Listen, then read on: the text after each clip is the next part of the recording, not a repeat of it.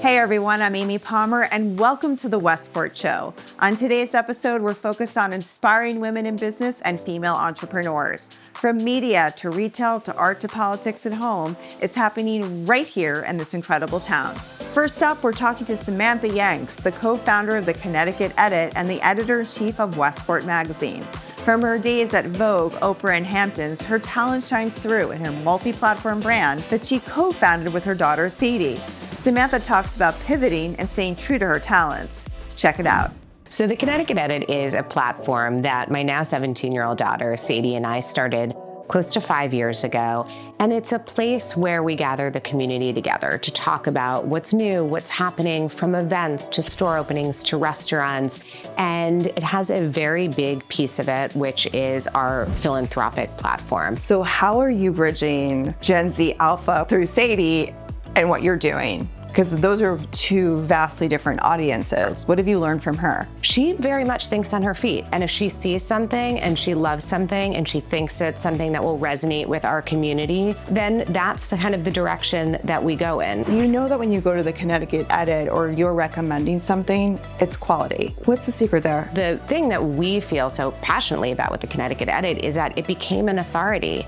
And that takes a little bit of guts to put yourself out there and say, you know, we're going to be a platform that everything that we talk about and everything that we discuss and everything that we recommend, we really stand behind. The platform itself, when you just talk to anyone about it, they say it's so beautiful. And I think it goes back to all your years as a magazine editor. It's so interesting that you say that because it's given me time to reflect and look back at my career and pieces of it that I've loved and how I can take moments in time that were really enjoyable and bring that to this platform. So things that I'm passionate about definitely have a home here. I didn't know when I left Hamptons and Gotham what was going to be next. I had absolutely no idea. I'd been there for 13 years and I just couldn't visualize what the next thing was going to be. What I've learned over my career is if you're really good at something, it's not bad to return to that.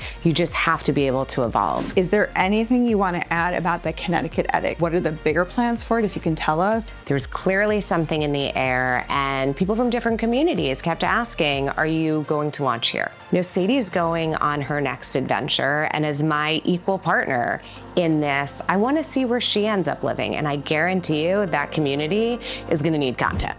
Next up, we're talking to Kitt Shapiro, owner of West, a popular clothing store in Westport. Kitt is the daughter of the legendary Eartha Kitt, who keeps her mother's legacy alive through TikTok and Instagram. She also has an accessories line called Simply Eartha and has an incredible style all her own. I started a company called Simply Eartha, accessories that say something, where I really share my mother's words and her wisdom with other people, because my mother felt that when you can share conversations, but real conversations about really important things, that's how you really learn about each other and you listen to each other. So these little nuggets of wisdom that maybe someone will share with somebody that they know, maybe start a conversation or continue a conversation. Before she died, my mother said to me, what I've done as a professional, as a performer, will live on in perpetuity. Her movies, her music, her television appearances. But who I am as a person, she said, that's for you to share with the world.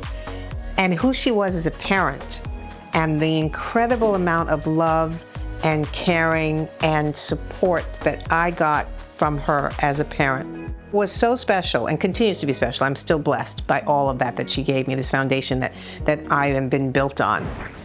I have found as a creative that women have been incredibly supportive of certainly of me and of the ventures that I've embarked on in the different times in my life.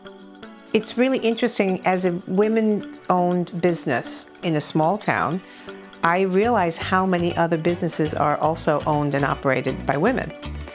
And we really are this foundation of a neighborhood or a community, right? We're the mothers, we're a lot of times caregivers, we care to our children and also our spouses and a lot of times our parents. But then when we run businesses in the community as well, we're familiar with everything that goes on. It's almost like we're the epicenter of knowledge in any given town.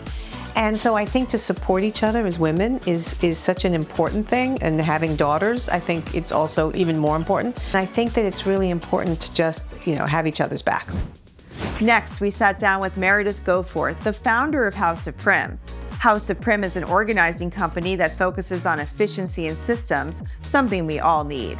Meredith's business started when she saw a need in the marketplace and launched it as a single mom of 3 boys. She's a true entrepreneur who is also creating products and so much more. I started my business and I got divorced, so I didn't really have a choice anymore. I had to support myself. We moved 6 times in 5 years. So I had to really have my act together.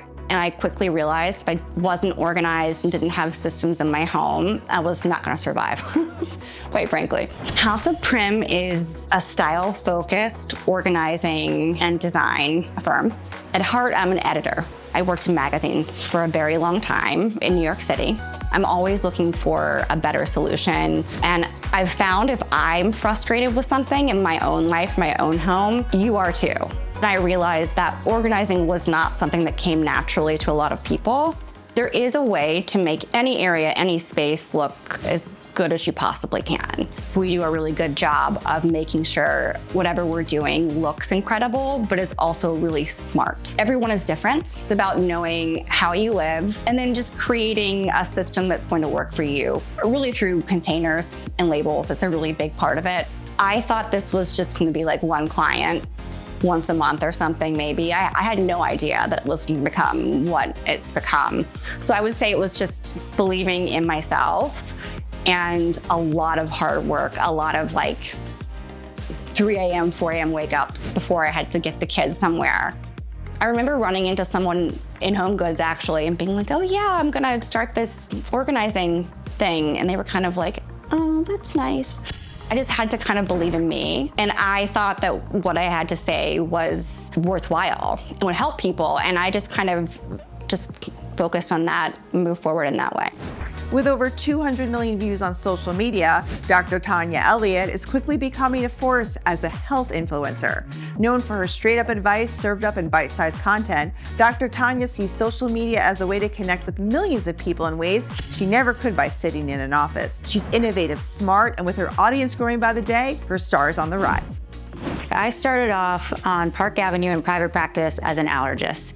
And after about a month, I was like, this is crazy. I'm asking people to leave their homes and come into my office and talk to me about an allergic reaction that they had a month ago. And I was like, this doesn't make any sense. Why can't someone who's my patient, send me a text message with a picture of their rash or hop on a FaceTime and do a video visit with me? This was back in 2013. That's what sort of started me on this path of entrepreneurship and working in the startup space, in the telehealth space and innovation. And then fast forward, figuring out how to reach millions with my message of let's simplify healthcare, let's get to the root cause, and let's figure out if there are really simple things that are going on in your everyday life that could be contributing to your symptoms.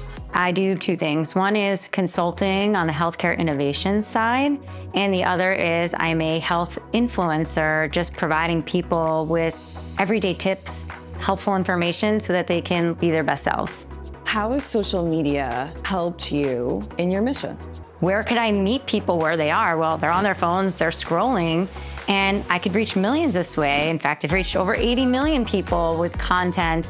I think it's really important to have people that could also take complex medical topics and distill them down and simplify them into what does this mean for my everyday life? As the first Selectwoman of Westport and now running for governor of Connecticut, Jen Tooker has been a champion of women entrepreneurs and women in business through many initiatives in the town of Westport. She's passionate about merging female investors and female entrepreneurs and is now looking ahead at a bright political future. Check out our conversation with the inspiring Jen Tooker. I currently serve as Westport's first Selectwoman, which is essentially the mayor. In this town, the mayor is not just a ceremonial position. It is a 9 to 5 in the office, Monday through Friday position, and then 24/7 doing all the ceremonial things that happen around our wonderful, beautiful, amazing town. We have a couple hundred employees that work for the town, 17 different departments, and all those employees and the department heads report into me. What made you want to give back to Westport in this way? So when we moved here, I knew this was going to be home. I knew this was where we were going to raise our 3 children.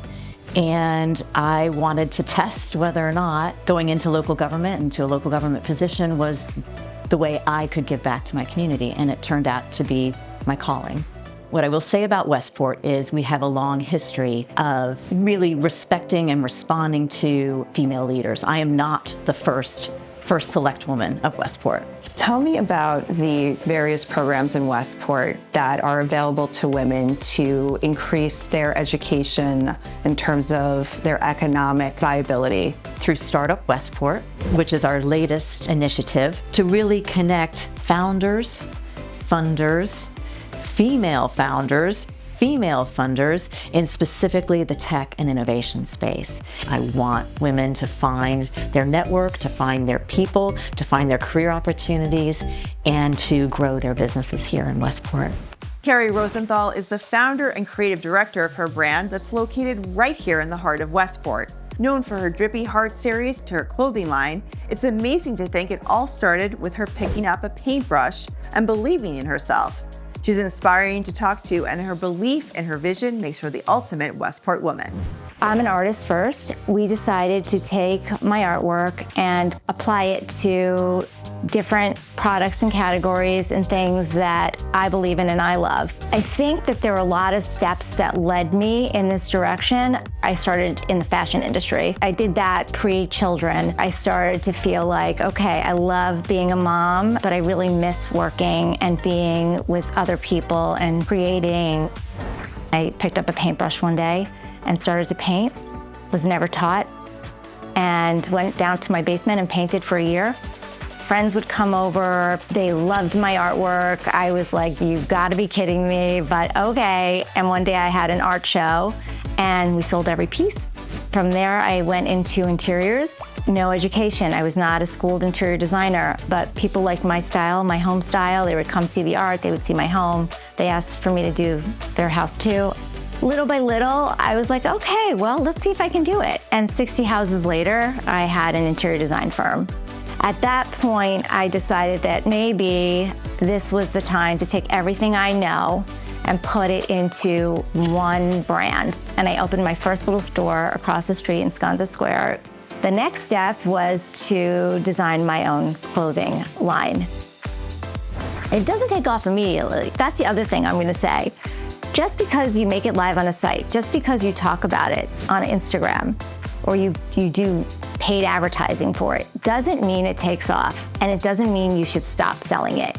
It takes time, and people need to see things and go back to things, especially expensive things.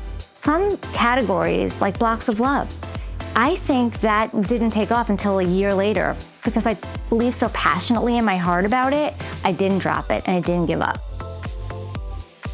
It was so scary in the beginning. I'm like, maybe I shouldn't buy canvas and paints. Maybe I should just do this on paper. Like, I don't know what I'm doing. I made my mind feel opportunity when I felt fear.